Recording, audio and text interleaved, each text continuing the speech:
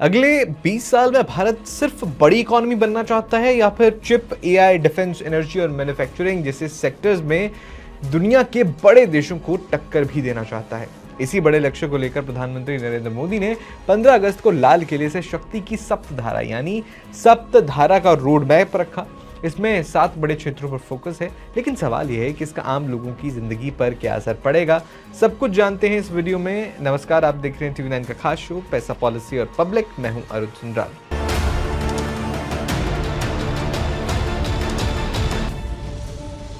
सबसे पहले समझते हैं कि सप्तधारा में क्या क्या शामिल है। इसमें मैन्युफैक्चरिंग, एग्रीकल्चर और फूड प्रोसेसिंग, टेक्नोलॉजी और इनोवेशन, इंफ्रास्ट्रक्चर और कनेक्टिविटी, डिफेंस, ग्रीन और ब्लू इकोनॉमी और इंडिया की सॉफ्ट पावर जैसे क्षेत्र शामिल हैं। सबसे पहला जो बड़ा फोकस जो है वो मैन्युफैक्चरिंग पर है। सरकार चाहती है कि भारत सिर्फ सस्ता सामान बनाने वाला देश ना रहे, बल्कि क्वालिटी और स्केल के मामले में दुनिया का बड़ा मैन्युफैक्चरिंग हब बने। अगर फैक्ट्रीज, सप्लाई चेन्स और छोटे उद्योग बढ़ते हैं तो जॉब्स के मौके बढ़ सकते हैं। साथ ही देश में ज़्यादा सामान बनने से इंपोर्ट पर डिपेंडेंसी जो है वो भी कम करने की कोशिश हो सकती है।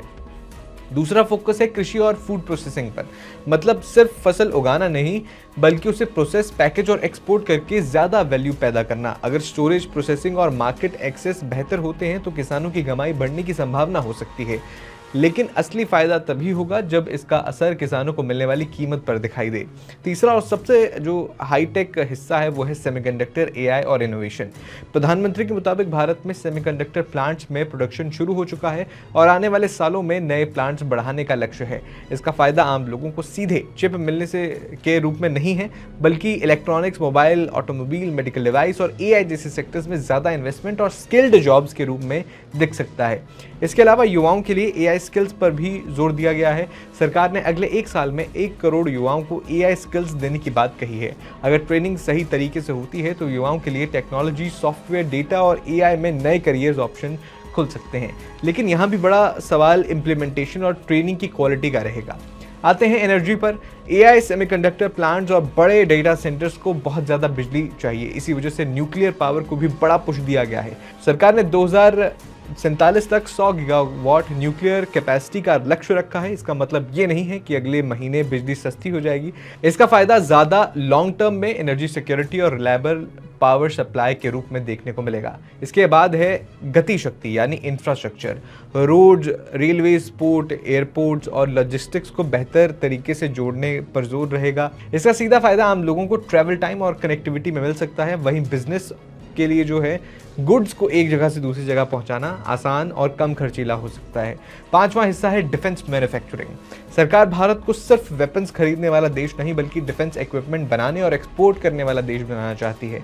इसका फायदा डिफेंस के साथ इलेक्ट्रॉनिक्स, एरोस्पेस, ड्रोन्स और इंजीनियरिंग जैसे सेक्टर्स में भी जॉब्स और बिजनेस अपॉर्चुनिटीज के रूप में हो सकता है। छठा फोकस है ग्रीन और ब्लू इकोनॉमी पर, यानी रीन्यूएबल एनर्जी, एनर्जी स्टोरेज और ग्रीन मैन्युफैक्चरिंग के साथ समुद्र और मैरीन रिसोर्सेज से जुड़े कारोबार। इससे फ्यूचर में ग्रीन जॉब्स और नए इंडस्ट्रीज के मौके पैदा हो सकते हैं। और 7वां हिस्सा है सॉफ्ट पावर का।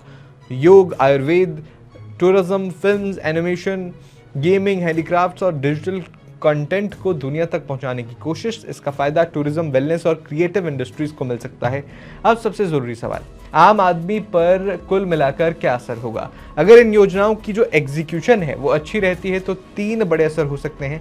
पहला, नौकरियां। दूसरा, बेहतर इंफ्रास्ट्रक्चर। और तीसरा, ज़्यादा reliable energy. Manufacturing, AI, semiconductor, defence और लॉजिस्टिक्स में इन्वेस्टमेंट अगर बढ़ा तो रोजगार बढ़ सकते हैं। इंफ्रास्ट्रक्चर बेहतर हुआ तो ट्रैवल और बिजनेस आसान होगा। एनर्जी कैपेसिटी बढ़ी तो लॉन्ग टर्म में इंडस्ट्रीज और हाउसहोल्ड्स की बढ़ती ज़रूरतों को सपोर्ट मिल सकता है। लेकिन एक बात बिल्कुल साफ है कि ये टारगेट्स हैं, गारंटेड रिजल्ट्स नहीं। सेमीकंडक्टर प्लांट्स लगने का मतलब तुरंत लाखों जॉब्स नहीं है और 100 गीगावाट न्यूक्लियर टारगेट का मतलब तुरंत सस्ती बिजली नहीं है।